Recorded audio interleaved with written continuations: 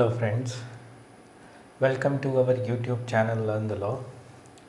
Learn the Law YouTube channel के law of contract lecture series में आज ये हमारा लेक्चर 10 है।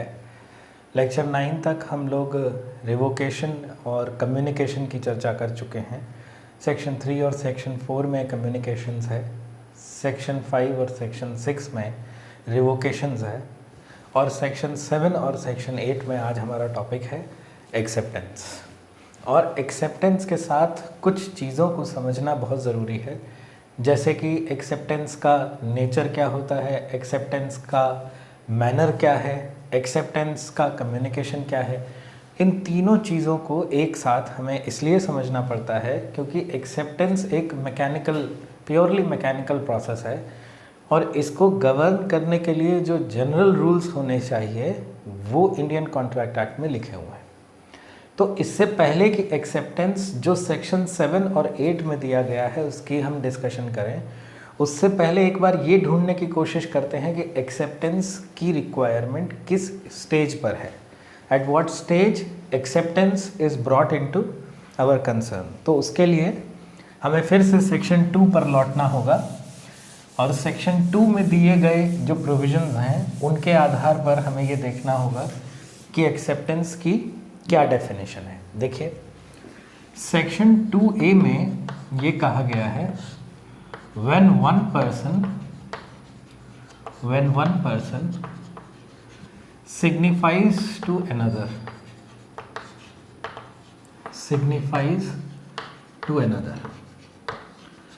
यहाँ पर जो इम्पोर्टेंट वर्ड है वो है signifies.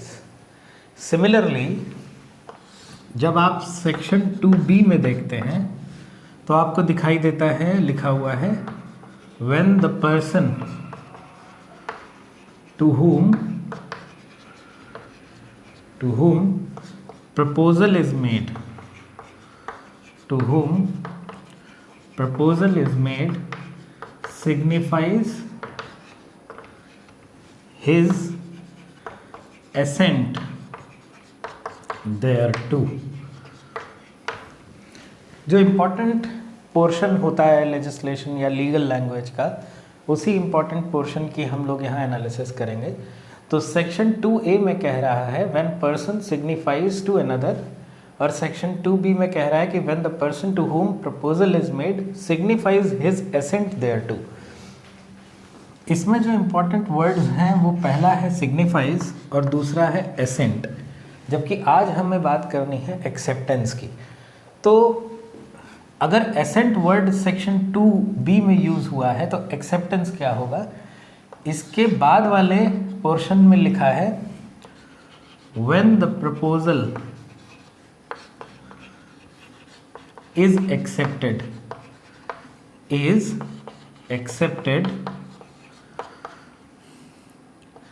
it becomes a promise।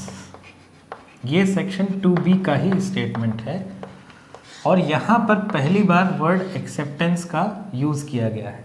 अगर हम इसे कहें कि ये फर्स्ट पार्ट है तो ये सेकंड पार्ट है। सेक्शन 2B के सेकंड पार्ट में ये लिखा हुआ है that when the proposal is accepted it becomes a promise. अब इन तीनों चीज़ों को अगर हम मिक्स करें और एक फ्लो डायग्राम के माध्यम से समझना चाहें तो कैसे बनेगा ये, when a person signifies his assent. अब ये सिग्निफाइज वर्ड क्या है, यहाँ पर मैं थोड़ा सा प्रैक्टिकल या प्रैग्मेटिक सेंस में बात करूँगा। ये सिग्निफिकेशन एक्चुअली ये सिग्निफिकेशन कुछ नहीं है, ये signification communication of an act का है। ये सिग्निफिकेशन क्या है, कम्युनिकेशन ऑफ एन एक्ट और ओमिशन, बस और कुछ नहीं है। यानी कि सेक्शन 3 का जो हमारा बेसिक इंपोर्ट है सेक्शन 3 का, जिसमें लिखा है कम्युनिकेशन ऑफ अ प्रपोजल, तो how a proposal is communicated, ये सिग्निफिकेशन का मतलब होता है कम्युनिकेशन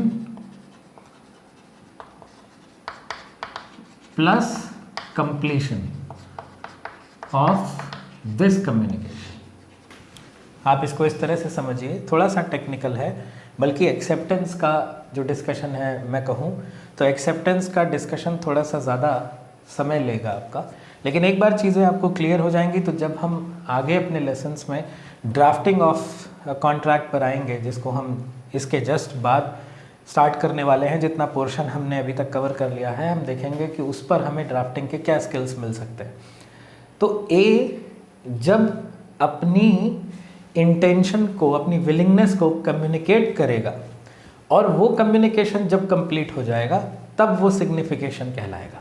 यानी कि if you are willing to do an act in favour of some other person, then you must communicate that willingness as well as the other person must receive it properly. जो communication के और completion के rules आपको बताए गए हैं। तो formula कुछ इस तरह का हुआ, अगर एक्ट करने का प्रपोजल है तो वो act plus section 3 plus section 4, ये तीनों चीज़ें मिलकर सिग्निफिकेशन बनाती है। This is the first point. अब यहाँ पर देखिए सेक्शन 2B का फर्स्ट पार्ट ये कह रहा है when the person to whom proposal is made signifies his assent. इस एसेंट का अगर हमें कोई नॉर्मल मीनिंग लेना हो तो हम इस एसेंट का एक मीनिंग ले लेते हैं और वो मीनिंग है कंकरेंस। यानी कि जब एक पर्सन किसी दूसरे पर्सन को कुछ करने की अपनी विलिंगनेस बताता है और दूसरा पर्सन उसी कार्य को किए जाने या ना किए जाने पर अपनी सहमति देता है। एसेंट इज सहमति, अपना मत भी कौन सा, वो मत जो पॉजिटिव है, पॉजिटिव ओपिनियन, हिज एसेंट यानी कंकरेंस, वो उस बात पर एग्री कर रहा है कि ठीक है आप मेरे लिए जो ये एक्ट प्रपोज कर रहे हैं इस एक्ट को मेरे फेवर में करें। जब वो ये एसेंट या कंकरेंस देगा और उसका सिग्निफिकेशन कंप्लीट होगा तभी वो एक्सेप्टेंस बनेगा। यानी कि इन शॉर्ट अगर हम एक्सेप्टेंस को डिफाइन करना चाहें तो एक्सेप्टेंस भी अब कैसे डिफाइन होगी।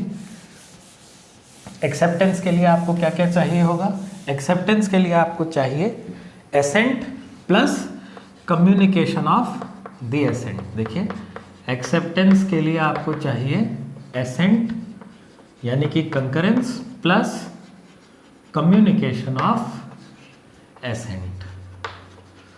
अब ये एसेंट आपको मिलेगा सेक्शन 2B से और ये आपको मिलेगा सेक्शन 3 प्लस सेक्शन 4 से। ये इसकी पूरी लीगल एनालिसिस है कि एक्सेप्टेंस कहाँ से आ रहा है। एक्सेप्टेंस की ज़रूरत इसलिए है क्योंकि जब तक प्रपोजल एक्सेप्ट नहीं होगा तब तक वो प्रॉमिस के रूप में नहीं बदलेगा और प्रॉमिस ही एग्रीमेंट होता है। ये हम सबको पता है कि प्रॉमिस की नेक्स्ट स्टेज एग्रीमेंट होगी। तो if a person communicates his willingness to do an act or to abstain from doing an act and that communication is concurred by the other person to whom it is made, then and the communication of that assent is also complete, then we say that the proposal has been accepted। यानी acceptance को समझने का एक simple सा तरीका ये है कि जब कोई प्रपोजल एक पार्टी से दूसरी पार्टी के पास जाए और दूसरी पार्टी से कम्युनिकेशन ऑफ एसेंट कंप्लीट हो जाए तब हम ये कहते हैं कि प्रपोजल हैज़ बीन एक्सेप्टेड। और चूंकि प्रपोजल एक बार एक्सेप्ट हो जाए तो वो प्रॉमिस बन जाता है। ये पोर्शन हमें सेक्शन 2B का सेकंड पार्ट बताता है that a proposal once accepted becomes a promise. तो ये तो पूरी एनालिसिस हो गई। एनालिसिस के बाद अब हम ये तलाशते हैं कि एक्सेप्टेंस का रियल स्टेज या रियल स्टेटस क्या है, किस जगह पर एक्सेप्टेंस का रोल इम्पॉर्टेंट हो जाता है। देखिए एक पर्सन है A, एक पर्सन है B, एक्सेप्टेंस B को देनी है। यानी जो एक्ट करने का प्रपोजल A द्वारा दिया जा रहा है B को उस पर अपनी कंकरेंस देनी है। और कंकरेंस भी कैसे देनी है, कंकरेंस को ना सिर्फ देना है बल्कि कम्युनिकेट भी करना है और वो कम्युनिकेशन कंप्लीट होना चाहिए, इनकम्प्लीट नहीं होना चाहिए। कम्युनिकेशन कब कंप्लीट होता है ये सेक्शन 4 बताता है। सेक्शन 4 हमें ये बता देता है कि कम्युनिकेशन कब कंप्लीट हो रहा है। जब इतनी प्रोसेस हो जाती है तब यहाँ पर एक्सेप्टेंस हो जाता है, एक्सेप्टेंस ऑफ प्रपोजल, प्रपोजल का एक्सेप्टेंस हो जाता है। अब चूंकि प्रपोजल का एक्सेप्टेंस हो चुका है तो ये प्रपोजल प्रॉमिस के रूप में बदल जाता है। ये तो है प्रोसीजरल एस्पेक्ट। अब हमें ये समझना है कि एक्सेप्टेंस का नेचर क्या होना चाहिए। नेचर, एक्सेप्टेंस किस चीज़ पर दी जाए या कैसे दी जाए, और दूसरा हमें समझना है किस मैनर में, क्योंकि इन दोनों चीज़ों पर सेक्शन 2B साइलेंट है, इसीलिए अलग से 2 सेक्शंस जोड़े गए, जिसमें से पहला है सेक्शन 7 क्लॉज 1 और दूसरा है सेक्शन 7 क्लॉज 2। पहला है सेक्शन 7 क्लॉज 1 और दूसरा है सेक्शन 7 क्लॉज 2। इस स्टेज पर, यानी कि जब आपको पता है कि एक्सेप्टेंस क्या है, एक कॉन्ट्रैक्ट फॉर्मेशन में एक्सेप्टेंस की क्या पोजीशन है ये आप आइडेंटिफाई कर पा रहे हैं, तब आपको ये देखना है कि नेचर और मैनर से रिलेटेड 2 प्रोविजंस कॉन्ट्रैक्ट एक्ट में हैं। एक है सेक्शन 7(1) और एक है सेक्शन 7(2). ब्रीफली डिस्कस कर लेते हैं कि सेक्शन 1 और सेक्शन 7 क्लॉज 1 और सेक्शन 7 क्लॉज 2 में क्या बातें लिखी हैं। सबसे पहले सेक्शन 7 क्लॉज 1, ये सिंपल ये लिखता है, इसके ऊपर देखिए क्या लिखा हुआ है सेक्शन 7 में, in order to convert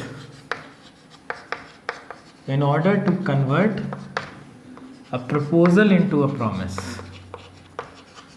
a proposal into a promise, ये लिखा हुआ है। यानी कि जो आप अभी पढ़ रहे थे उसी चीज़ को आप दोबारा से समझ के देखिए कि अगर किसी प्रपोजल को प्रॉमिस में बदलना हो उसके लिए एक्सेप्टेंस मस्ट बी।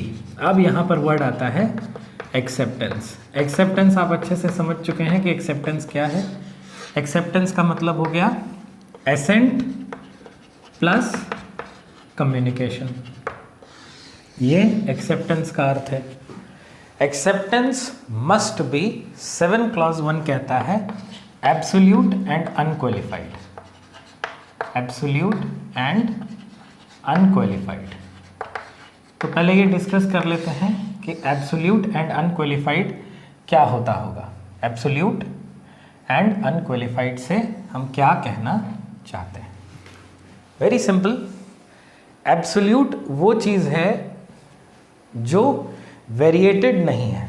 देखिए एब्सोल्यूट का मतलब होता है अनकंडीशनल। एब्सोल्यूट का मतलब होता है ऐसी चीज़ जिसमें अब कोई कंडीशंस बाकी नहीं है। एब्सोल्यूट एक्सेप्टेंस होने के लिए एक्सेप्टेंस क्लियर होनी चाहिए on the terms of proposal, ये कंडीशनल का मतलब है। फॉर एग्जाम्पल, अगर हम इसे थोड़ा सा और एनालिसिस को डिटेल में समझें कि एब्सोल्यूट क्या होता होगा, तो देखिए कैसे लिखेंगे। एक्सेप्टेंस को एब्सोल्यूट होने के लिए जो पहली रिक्वायरमेंट है वो है that it must be without any conditions. अब उसमें कोई कंडीशन नहीं होना चाहिए, किसी भी प्रकार का और सब्जेक्टिविटी ऐड नहीं की जानी चाहिए, तब वो एब्सोल्यूट एक्सेप्टेंस कहलाती है। उसमें अब कोई एक्सेप्टेंस अब कोई कंडीशन बाकी नहीं है जिसको पूरा करना हो और जिसके पूरा होने के बाद ही एक्सेप्टेंस एब्सोल्यूट हो, ऐसा नहीं है। नंबर 2, एक्सेप्टेंस के एब्सोल्यूट होने से मतलब ये है कि जो टर्म्स ऑफ प्रपोजल हैं उस पर कोई ना कोई रेस्पॉन्स होना चाहिए। अब ये रेस्पॉन्स वर्ड क्या है?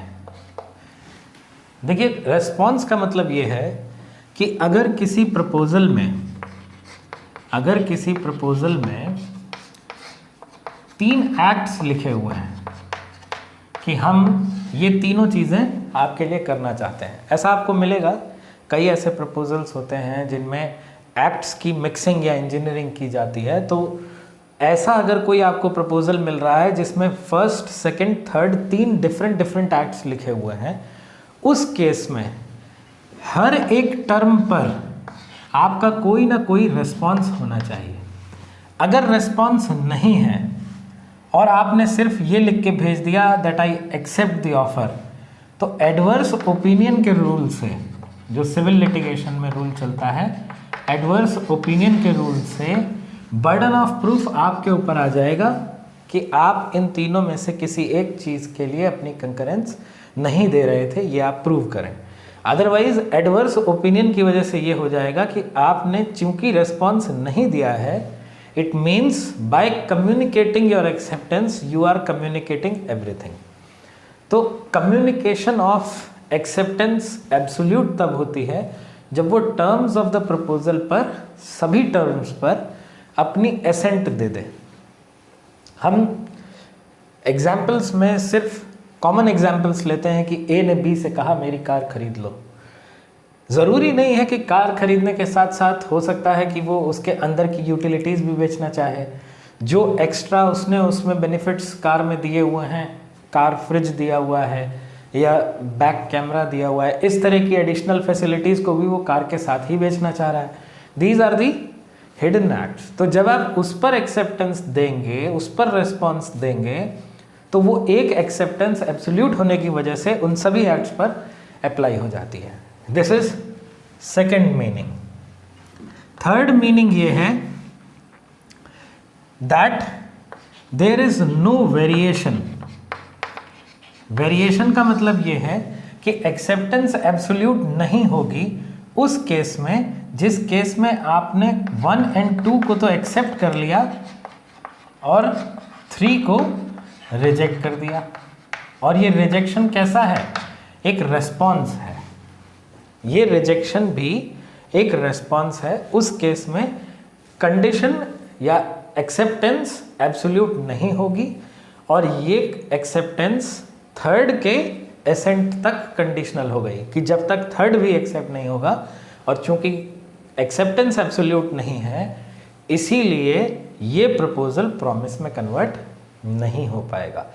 इसीलिए अक्सर होता ऐसा है कि सिग्नेचर्स प्रपोजल डॉक्यूमेंट के हमेशा लास्ट पार्ट में कराए जाते हैं, या जिस भी पार्टी को, जो भी पार्टी अपनी एक्सेप्टेंस दे रही है या अपनी कंकरेंस दे रही है, वो पार्टी प्रपोजल डॉक्यूमेंट के लास्ट में अपने सिग्नेचर्स सिर्फ इसीलिए करती है ताकि एक्सेप्टेंस को एब्सोल्यूट माना जाए। ये कोई ट्रेड प्रैक्टिस नहीं है।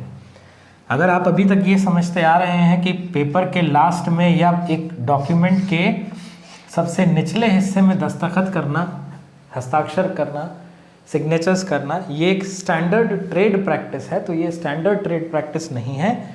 ये एक्चुअली एब्सोल्यूट एक्सेप्टेंस को दर्शाता है कि जो भी टर्म्स लिखे गए हैं उनको एक्सेप्ट कर लिया गया है। जैसे बैंकिंग में अक्सर ये होता है कि साइड में भी सिग्नेचर्स कराए जाते हैं और नीचे भी सिग्नेचर्स कराए जाते हैं। इसका मतलब ये हो गया कि एक्सेप्टेंस को एब्सोल्यूट बनाने के लिए वो ये दिखा रहे हैं कि यहाँ साइन किया है तो मतलब सब पढ़ लिया, यहाँ साइन किया है तो मतलब दोबारा पढ़ लिया। So you are reading it multiple times and your acceptance has become absolute. उसके बाद दूसरा वर्ड जो यूज हुआ है वो है अनक्वालिफाइड। अब ये अनक्वालिफाइड क्या होगा, इसको भी थोड़ा सा समझ लेते हैं, क्योंकि सेक्शन 7 क्लॉज 1 में 2 टर्म्स यूज हुए हैं, अनक्वालिफाइड एंड एब्सोल्यूट। तो अब अनक्वालिफाइड क्या है, देखिए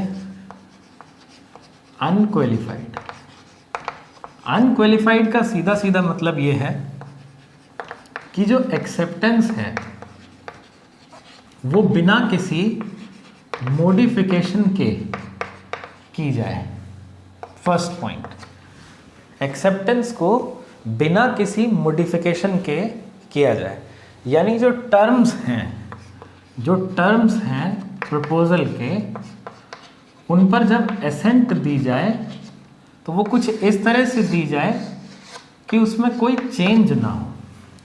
अगर उसमें चेंज हो गया then it will become if changed. अगर उसमें चेंज हो गया तो वो एक काउंटर प्रपोजल बन जाएगा। उस केस में वो एक्सेप्टेंस ना होके काउंटर प्रपोजल हो जाएगा, और काउंटर प्रपोजल जैसे ही होगा वैसे ही वो प्रपोजल को रिवोक कर देगा। This is very important to understand, क्योंकि अक्सर कमर्शियल लिटिगेशन में इन चीज़ों का इस्तेमाल होता रहता है। ए ने बी से अगर किसी एक्ट को करने के लिए प्रपोजल दिया और बी ने उस एक्ट को क्वालिफाइड रूप में एक्सेप्ट किया, कुछ और कंडीशन बी ने अपनी जोड़ दी।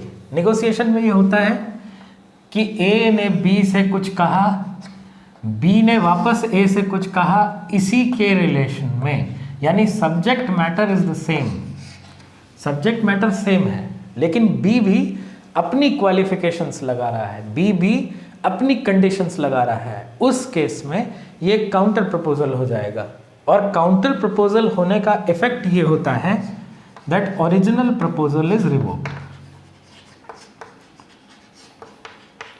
Original proposal is revoked. ये इसका इफेक्ट है कि एक बार आपने कंडीशंस लगा दी किसी भी टर्म पर, उस केस में उन कंडीशंस के लगाने की वजह से आपकी एसेंट ना रह के एक काउंटर प्रपोजल बन जाएगी, और काउंटर प्रपोजल ओरिजिनल प्रपोजल को रिवोक कर देता है। This is section 7 clause 1। तो सेक्शन 7 क्लॉज 1 सिर्फ ये बता रहा है कि कम्युनिकेशन जब किया जाए एसेंट का, तब उसका नेचर क्या हो, एसेंट किस नेचर में दी जाए।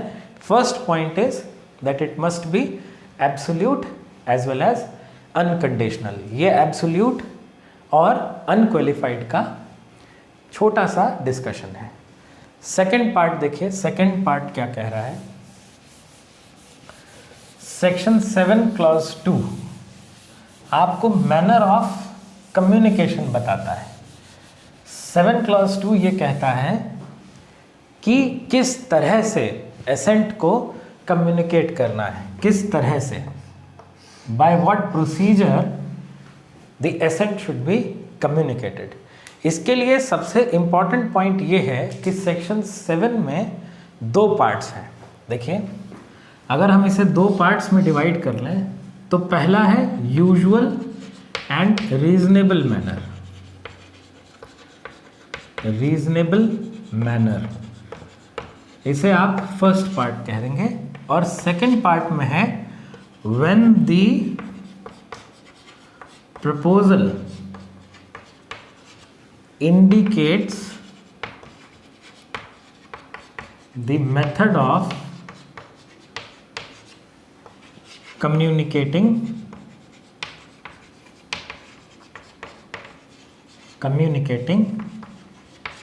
acceptance। ये मैनर के 2 पार्ट्स हैं। पहला क्या है, यूजुअल एंड रीजनेबल मैनर। ये usual and reasonable manner actually कुछ ट्रेड प्रैक्टिसेस को रिकॉग्निशन देता है, कुछ ट्रेड प्रैक्टिसेस को रिकॉग्निशन देता है।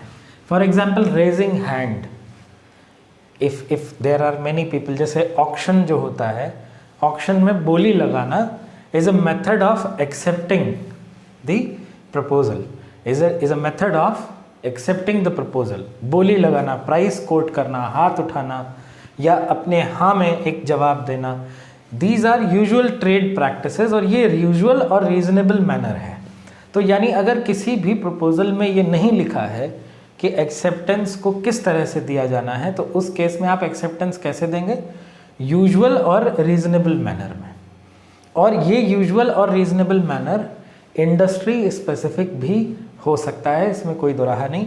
ये बैंकिंग के लिए अलग हो सकता है, इंश्योरेंस के लिए अलग हो सकता है, ट्रेड के लिए अलग हो सकता है, मर्चेंडाइज के लिए अलग हो सकता है, स्टॉक्स के लिए अलग हो सकता है, सिक्योरिटीज़ के लिए अलग हो सकता है। तो बहुत जितने भी ट्रेड स्पेसिफिक कुछ ट्रेड प्रैक्टिसेस हैं वो यूजुअल और रीजनेबल मैनर की कैटेगरी में इंक्लूडेड है। अब ये रीजनेबल, यहाँ पर जो ये वर्ड लिखा है रीजनेबल, रीजनेबल का मतलब होता है according to the judgmental ability of a person of ordinary prudence. एक ऐसा व्यक्ति जिसकी सामान्य समझ है, उसकी सामान्य समझ के हिसाब से वो ये समझता है कि इस चीज़ को इस तरह से करना ज़्यादा उचित होगा। According to the reason of mind, according to the reason of thought, reason of thinking, उसे हम रीजनेबल मैनर कहते हैं। ये कंडीशन उस केस में अप्लाई होती है जब किसी भी प्रपोजल में मैनर ऑफ एक्सेप्टेंस नहीं लिखा है, ये वाली चीज़ नहीं है। Second part is not present, यानी कि यूजुअल और रीजनेबल मैनर में आपको एक्सेप्टेंस कब कम्युनिकेट करनी है? जिस केस में proposal does not provide, doesn't provide for method of communication of acceptance। ये रूल आपको फॉलो करना है। अगर प्रपोजल डॉक्यूमेंट में ये नहीं बताया गया है कि एक्सेप्टेंस किस तरह से दी जाएगी, उस केस में आपको यूजुअल एंड रीजनेबल मैनर में अपनी एक्सेप्टेंस को कम्युनिकेट करना है। ये सेक्शन 7 क्लॉज 2 बता रहा है। सेक्शन 7 क्लॉज 2 का सेकंड पार्ट ये कह रहा है कि अगर प्रपोजल में ये बताया गया है कि किस तरह से कम्युनिकेशन करना है, तो फिर कम्युनिकेशन उसी तरह से करना है। Then communication should be as per the terms of proposal। पहला रूल तो ये है। फर्स्ट रूल क्या है कि कम्युनिकेशन आपको कैसे करना है? अगर मेथड बताया गया है तो उसी मेथड से करना है। उसके बाद एक सेविंग्स क्लॉज भी है कि अगर उस मेथड से नहीं हुआ, किसी और मेथड से हो गया। देखिए, जिस मेथड से प्रपोजल में बताया गया है कि एक्सेप्टेंस को इस मेथड से करना है, लेकिन उस मेथड से एक्सेप्टेंस नहीं दी गई, किसी और मेथड से दे दी गई, उस केस में क्या करना है? उस केस में जो एक्सेप्टर है उसको एक्सेप्टेंस ऑफ कम्युनिकेशन के होने के बाद एक रीजनेबल टाइम के अंदर ये राइट है कि वो इंसिस्ट करे कि इसी मेथड में एक्सेप्टेंस दी जाए। अगर वो ऐसा नहीं करता है तो एक्सेप्टेंस अपने आप कंप्लीट हो जाती है। देखिए क्या कह रहा है, if it is communicated in other way, if it is, legal language में नहीं, मैं नॉर्मल लैंग्वेज में बता रहा हूं, if it is communicated in any other way, उस केस में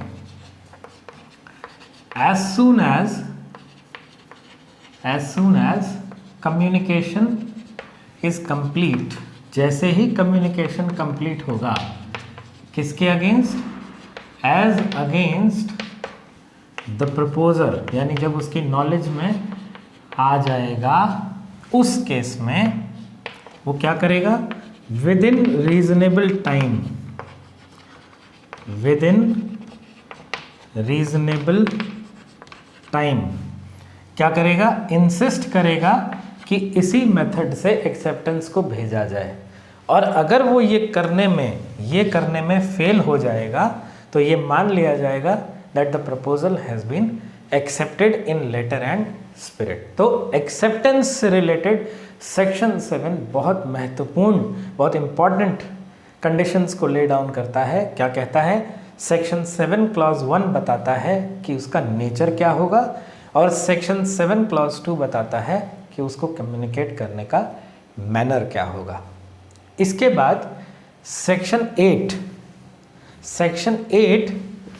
इसको इसी कंसेप्ट को थोड़ा सा आगे ले जाता है। कैसे आगे ले जाता है उसको देखते हैं।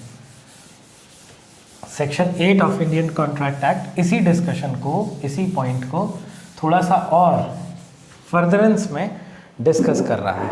क्या कह रहा है? देखिए, सेक्शन 8 में मूलतः 2 बातें हैं। सेक्शन 8 में प्राइमरीली 2 बड़े बड़े स्टेटमेंट्स हैं। क्या है? पहला स्टेटमेंट ये कहता है that performance of a condition, performance of a condition of a proposal is acceptance. पहला पॉइंट ये है। और दूसरा पॉइंट ये है accepting consideration in case of reciprocal promises।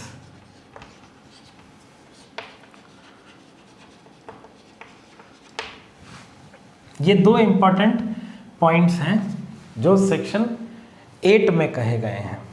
Section 8 का इसे हम फिर से फर्स्ट पार्ट मान लेते हैं और इसे सेक्शन 8 का सेकंड पार्ट मान लेते हैं। लॉ ऑफ कॉन्ट्रैक्ट अपने आप में एक बहुत बड़ी थ्योरी है, एक बड़ा थ्योरेटिकल फाउंडेशन है, इसलिए इसको डीक्लासिफाई करते हुए पढ़ने की ज़रूरत पड़ती है। पहला पॉइंट क्या है? Performance of a condition of a proposal, यानी किसी प्रपोजल को एक्सेप्ट करने के लिए कोई कंडीशन दी गई है। अब ये कंडीशन हो सकता है कि मैनर ऑफ एक्सेप्टेंस ही हो, बहुत इंपॉर्टेंट पॉइंट मैं बोल रहा हूँ आपको। ये कंडीशन हो सकता है कि मैनर ऑफ एक्सेप्टेंस ही हो, जिसे सेक्शन 7 के 2 पार्ट में बताया गया है। हो सकता है कि ये कंडीशन एक्सेप्टेंस करने का एक तरीका ही हो, जो जिसकी बात सेक्शन 7 क्लॉज 2 में अभी अभी हमने की है। अगर आपने इस कंडीशन को पूरा कर दिया तब भी एक्सेप्टेंस हो जाएगी, उस केस में भी एक्सेप्टेंस हो जाएगी। इसे हम कहते हैं डीम्ड एक्सेप्टेंस। इसे हम कहते हैं डीम्ड एक्सेप्टेंस। अगर आप सेक्शन 2 में वापस जाएंगे तो आपको दिखाई देगा कि वर्ड एक यूज होता है डीम्ड, इंटरप्रिटेशन क्लॉज है तो डीम्ड वर्ड यूज होता है। उस वर्ड की एनालॉजी को अगर हम यहाँ अप्लाई कर दें तो क्या नजर आएगा कि अगर कोई कंडीशन लिखी गई है प्रपोजल में, कोई कंडीशन है, भले ही वो एक्सेप्टेंस से रिलेटेड ना हो, कोई भी कंडीशन अगर है, अगर उस कंडीशन को आपने फुलफिल कर दिया तो ये मान लिया जाएगा कि आपने प्रपोजल को एक्सेप्ट कर लिया, भले ही उस एक्सेप्टेंस को आपने ऊपर दिए गए सेक्शन 7 में दी गई फॉर्मेलिटीज़ के हिसाब से पूरा ना भी किया हो। उस केस में भी ये मान लिया जाएगा कि एक्सेप्टेंस हो गई है। दूसरा देखिए क्या है, अगर आपने रेसिप्रोकल प्रोमिसेस में कंसिडरेशन एक्सेप्ट कर लिया है। रेसिप्रोकल प्रोमिसेस क्या होते हैं वो हमने पिछले लेक्चर्स में डिस्कस किया था। रेसिप्रोकल प्रोमिसेस कुछ इस तरह के हैं कि प्रॉमिस 1 और प्रॉमिस 2 में कुछ ऐसा रिलेशन है that they are forming consideration for each other, and if the first condition is not fulfilled then the second condition has no value, and if the second condition is not fulfilled then the first condition has no value।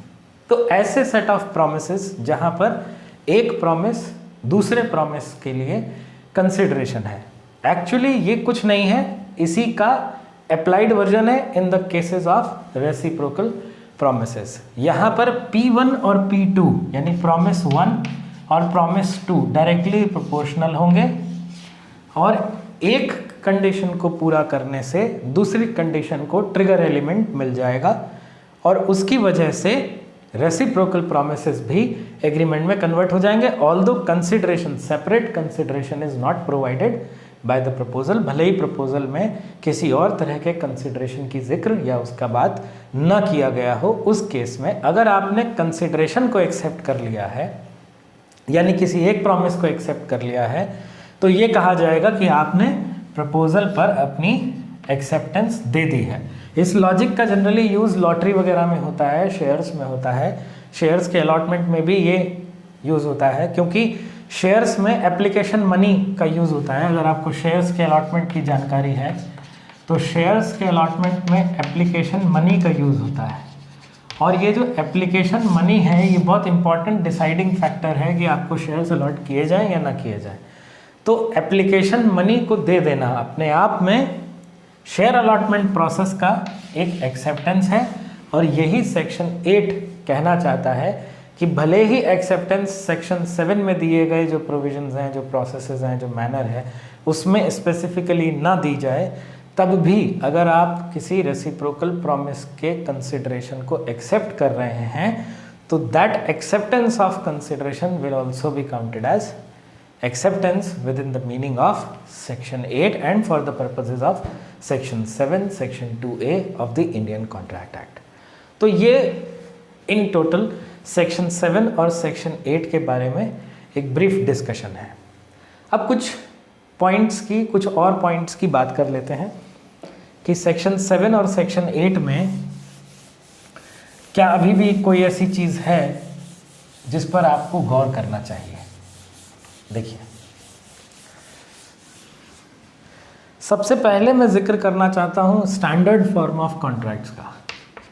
Standard form contracts, कुछ लोग इसको standard term contracts भी कहते हैं.